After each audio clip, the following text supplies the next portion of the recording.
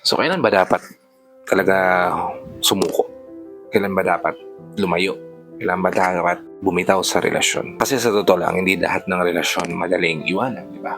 At syempre, hindi rin naman na lahat ng relasyon worthy naglaban. At maliliwanagan ka lang, magkakaroon ng linaw yan sa isipan mo kapag tinanong mo yung sarili mo kung healthy ba para sa sarili mo yung relasyon na meron kayo. Kaya kung isa ka sa mga taong hindi mo alam kung dapat na bang bumitaw sa relasyon nyo, dapat bang kumapit at ipaglaban yung pagsasama nyo para sa itong video na to.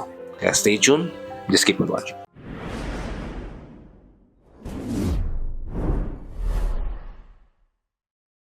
Hi, I'm Gary Opimo at gumagawa ako ng mga videos na tulad nito para matulungan ka na maging best version ng sarili mo at may bigay mo yung best self mo syempre sa taong mahal mo. Kaya kung bago ka pa lang dito sa channel ko, please consider liking this video. Hit the subscribe button and the notification bell para lagi ka updated sa mga videos na tulad nito na i-upload pa natin sa inaharap. Kailan ka ba dapat mag-i-stay? Kailan ka ba dapat ubitaw na sa pagsasama niyo? Ito yung unang dapat mong iniisip. Mag-stay ka kapag nararamdaman mo na may effort at accountability yung relasyon na meron kayo. Kasi lahat ng tao nagkakamali. Ikaw, ako, lahat naman tayo, di ba? Ang tanong dyan, kapatid, bumabawi ba siya?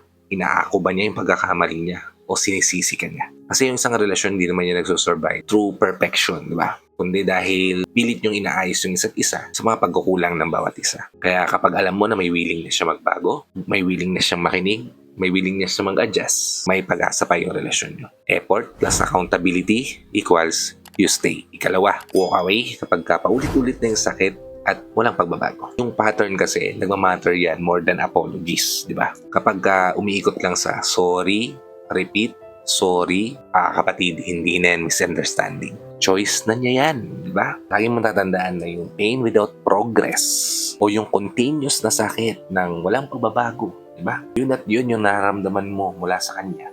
Signal na yan para bitawan mo siya. Okay? Ikatlo, magstay ka kapag ramdam mo na pwede ka magpakatotoo. Kasi kapatid, yung emotional safety, non-negotiable yan dapat sa relasyon. Kung kaya mo magsabi sa partner mo ng mga nararamdaman mo, ng mga emosyon na nafe-feel mo dyan sa puso mo ng hindi ka natatakot na tatawanan ka niya, baliwalain ka niya, hindi niya papansinin kung ano yung sinasabi mo sa kanya, hindi ka niya minamaliit o tinitreaten, sinyalis siya ng healthy na foundation sa isang relasyon. Kasi dapat nag-i-stay tayo sa relasyon na alam natin na nire-respeto yung katotohanan, nire-respeto kung ano yung totoo. Diba? Okay? Ika-apat, kailangan mo mag-walk away naman kapag unti-unti nang nawawala yung sarili mo sa relasyon na meron kayo. Kasi kailangan mong baguhin yung values mo, yung paniniwala mo, yung pagkatao mo sa taong mahal mo. Hindi pong itatago mo yung feelings mo, yung totoong nararamdaman mo, yung totoong gusto mo, pangarap mo, yung mga hobbies mo. O kaya naman, okay lang na maliitin ka niya.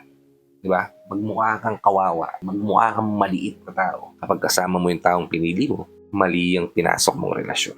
Hindi ka dapat nandyan, kapatid. Kasi yung love, it should expand you at hindi papaliitin ka. Lagi mo tatandaan na kapag iniwan mo yung sarili mo, kinalimutan mo yung sarili mo, yan yung pinaka-biggest cost na pwede mong ibigay sa isang relasyon. Kaya kung alam mo sa sarili mo na unti-unti nang nawawala yung pagkatao mo sa taong mahal mo, hindi na ikaw yung dating ikaw. Diba? In a bad way, walk away. Okay?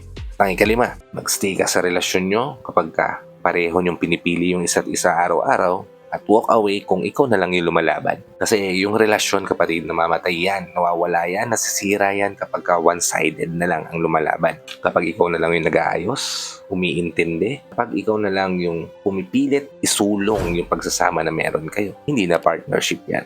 Diba? Kasi lagi mong tatandaan na ang love ay shared decision yan ng both parties. At kapatid, hindi ka naman masmang tao kapag umalis ka sa unhealthy na relasyon. At hindi ka naman mahina kapag pinili mong magstay o trabahuhin yung relasyon na alam mo na meron pa ring respeto. Lagi mong pipiliin kung ano yung malinaw, pipiliin kung ano yung tama, pipiliin mo lagi yung sarili mo kahit na alam mo na mahirap yan. Kasi lagi mong tatandaan, ikaw at ikaw lang din na magpapabago ng buhay mo.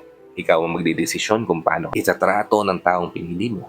Ikaw rin magdidesisyon kung paano mo nakikita yung future mo. Na kung nakikita mo yung sarili mo na pinipili ng taong mahal mo in the future, then bakit ka lalayo, di ba? Pero kung nakikita mo naman yung sarili mo na after 3 years, 4 years, 5 years, ikaw pa rin nagbubuo ng pagsasama nyo, nagpipilit na maayos yung relasyon nyo, bakit ka pa mag-i-stay? Again, kapatid, choose wisely. Okay? I hope nabigyan ko kayo ng insight, ideas, o tips dito sa video na ginawa ko ngayon. If nabigyan ko kayo ng insight, ideas, o tips, please help me share this to your loved ones na posible rin natin matulungan ng video na to.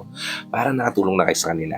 Nakatulong na rin ako sa kanila. Sa lahat pala ng OFW viewers natin at sa mga viewers natin dito sa Pilipinas na walang sawang nanonood, sumusuporta, palagi nakatune in sa bawat video na ina-upload ko. Maraming salamat po sa paligyan yung panonood at pag-support. Kung bago ka pa lang dito sa channel ko, please consider liking this video.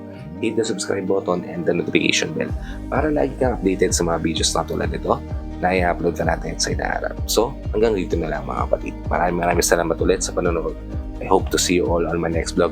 Ingat ka dyan palagi kapatid. May God bless you and always protect you. Peace.